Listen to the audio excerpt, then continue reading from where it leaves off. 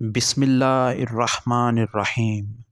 محترم ناظرین، حضرت علی رضی اللہ تعالیٰ عنہ کے دو ایسے عجیب اور عقل کو دھنگ کرنے والے واقعات ہیں کہ جن سے یہ ثابت ہو جاتا ہے کہ کالا اور بدصورت بچہ کس گھر میں پیدا ہوتا ہے اور معذور یا کمزور بچہ کس گھر میں پیدا ہوتا ہے۔ ناظرین، ایک دفعہ ایک شخص اپنی بیوی اور بچے کے ہمراہ حضرت عمر رضی اللہ تعالیٰ عنہ کی بارگاہ میں پیش ہوا۔ وہ شخص حضرت عمر رضی اللہ تعالیٰ عنہ سے کہنے لگا، اے وقت کے خلیفہ، میرا اور میری بیوی کا رنگ سرخ ہے۔ میری بیوی نے یہ بچہ پیدا کیا ہے، اس کا رنگ کالا کیوں ہے؟ مجھے تو ایسا لگتا ہے کہ یہ بچہ میرا نہیں ہے۔ میری بیوی نے کسی کے ساتھ بدکاری کی ہے جس کی وجہ سے اس بچے کا رنگ ہم دونوں کے ساتھ نہیں ملتا۔ وہ شخص بار بار اپنی بیوی پر الزام تراشی کر رہا تھا۔ بیوی نے روتے ہوئے حضرت عمر رضی اللہ تعالیٰ عنہ کو کہا، اے امیر المومنین، میں سچ بول رہی ہوں، میں نے کبھی بھی امانت میں خیانت نہیں کی۔ یہ میرا خاوند ہے، یہ بچہ اس کا ہے۔ میں نے ہر وقت اپنے شوہر کے ساتھ وفاداری کی ہے۔ میں نے ہمیشہ اپنے خاوند کی موجودگی اور غیر موجودگی میں اپنی عزت کا خیال رکھا ہے۔ میرا شوہر مجھ پر یقین نہیں کر رہا۔ شوہر نے کہا، اے امیر المومنین، میری بیوی جھوٹ بول رہی ہے، یہ بچہ میرا نہیں ہے، یہ بچہ کسی اور کا ہے۔ اگر یہ بچہ میرا ہوتا تو اس کا رنگ ہم دونوں جیسا ہوتا۔ اس بچے کو دیکھ کر صاف صاف ظاہر ہوتا ہے کہ یہ بچہ میرا نہیں ہے۔ میری بیوی جھوٹ بول رہی ہے۔ بیوی مسلسل زار و قطار رو رہی تھی۔ خاوند اپنی بیوی کی ایک بات سننے کو بھی تیار نہیں تھا۔ یہ معاملہ بہت ہی پیچیدہ تھا۔ حضرت عمر رضی اللہ تعالیٰ عنہ سوچ میں پڑ گئے کہ اس معاملے کو کس طرح سے حل کیا جائے۔ حضرت عمر رضی اللہ تعالیٰ عنہ نے سوچا کہ کیوں نہ اس معاملے میں داماد رسول حضرت علی شیر خدا سے مدد لی جائے۔ حضرت عمر رضی اللہ تعالیٰ عنہ خاوند، بیوی اور بچے کو ساتھ لے کر حضرت علی رضی اللہ تعالیٰ عنہ کے پاس تشریف لے گئے۔ انہوں نے حضرت علی رضی اللہ تعالیٰ عنہ کو سلام پیش کیا۔ حضرت علی رضی اللہ تعالیٰ عنہ نے دریافت کیا، اے عمر رضی اللہ تعالیٰ عنہ، کیسے آنا ہوا؟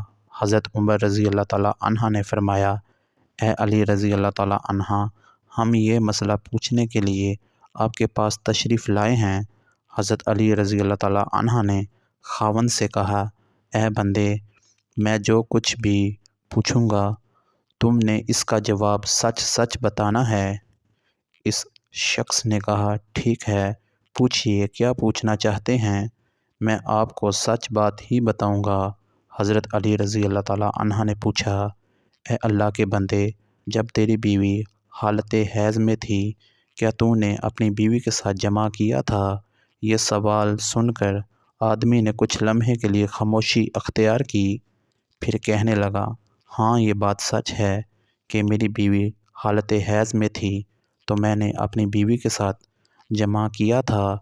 حضرت علی رضی اللہ تعالیٰ عنہ فرمانے لگے، اے بندے، یہ بچہ تمہارا ہی ہے، بلا وجہ اپنی بیوی پر الزام تراشی نہ کرو۔ جب تو نے بیوی کے ساتھ حیض کے دنوں میں جماع کیا تھا تو تیرا نطف تمہاری بیوی کے سیاہ خون کے ساتھ مل گیا، جس کی وجہ سے بچے کا رنگ سیاہ ہو گیا۔ اگر تم بیوی کے ساتھ حالت حیض کے دنوں میں جماع کرو گے تو بچے کالے اور بدصورت ہی پیدا ہوں گے۔ اے شخص، آج کے بعد یہ بات اپنے ذہن میں بٹھا لو کہ حدیث اور قرآن میں حیض کی حالت میں جماع کرنا حرام اور سخت گناہ قرار دیا گیا ہے۔ اگر کوئی بندہ اس بات کا علم رکھتے ہوئے صحبت کرتا ہے، اللہ تعالیٰ ایسے بندے سے سخت ناراض ہو جاتا ہے اور وہ بندہ جلد ہی اللہ تعالیٰ کی سخت پکڑ میں آ جاتا ہے۔ اب ہم آپ کو بتاتے ہیں کہ معذور اور کمزور بچے کن گھروں میں جنم لیتے ہیں۔ مدینہ منورہ کا واقعہ ہے کہ ایک خوبصورت اور جوان لڑکی کی شادی ایک بوڑھے آدمی سے ہو گئی۔ شادی کی پہلی رات میاں بیوی نے صحبت کی۔ اتفاقاً شوہر کا اسی رات انتقال ہو گیا۔ دلہن حاملہ ہو چکی تھی۔ جب بیوی نے بچے کو جنم دیا تو لوگوں نے اس لڑکی پر طرح طرح کی الزام تراشی کرنا شروع کر دی کہ اس کا میاں تو پہلی ہی رات انتقال کر گیا تھا۔ اس لڑکی نے جس بچے کو جنم دیا ہے وہ بچہ حرام کا بچہ ہے، اس کے خاوند کا نہیں ہے، کیونکہ وہ تو پہلی ہی رات مر گیا تھا۔ پھر یہ بچہ کیسے پیدا ہو گیا؟ اس بوڑھے کی یہ دوسری شادی تھی۔ اس بوڑھے کو پہلی بیوی سے ایک لڑکا تھا۔ اس لڑکے نے اپنی سوتیلی ماں پر الزام لگانا شروع کر دیا۔ وہ کہنے لگا کہ اس عورت نے کسی کے ساتھ بدکاری کی ہے، یہ بچہ میرے باپ کا نہیں ہے، یہ بچہ حرام کی اولاد ہے۔ یہ الزام میں پیش سوتیلا بیٹا تھا، کیونکہ وہ چاہتا تھا کہ کسی طرح دنیا والے یہ مان لیں یہ بچہ میرے والد کا نہیں ہے، بلکہ اس عورت کی حرام کاری کا نتیجہ ہے، تاکہ والد کی ساری وراثت کا حقدار ٹھہروں، کہیں یہ بچہ میرا برابر کا شریک نہ ہو جائے۔